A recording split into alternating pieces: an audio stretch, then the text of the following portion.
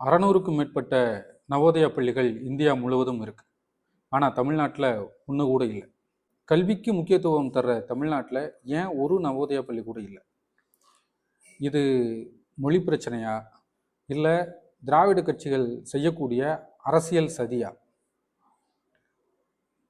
தமிழ்நாட்டுக்கு நவோதயா பள்ளி தேவையா, தேவையில்லையா? ஏன் இந்த அரசாங்கம் நவோதய பள்ளிகளை உள்ள விட மறுக்குது? இதை பற்றி தான் இந்த காணொலியில் பார்க்க போகிறோம். வணக்கம், நான் விக்னேஷ். இது டாக் வித் தாடி. முதலில் இந்த நவோதயா பள்ளிகள் எதற்காக உருவாக்கப்பட்டது, அதன் நோக்கம் என்ன அப்படின்றத நம்ம தெரிஞ்சுக்கணும். இந்த நவோதயா பள்ளிகள் அப்படின்றது 1986ஆம் ஆண்டு ராஜீவ்காந்தி அவர்களால் தொடங்கப்பட்டதான் நவோதயா பள்ளிகள்.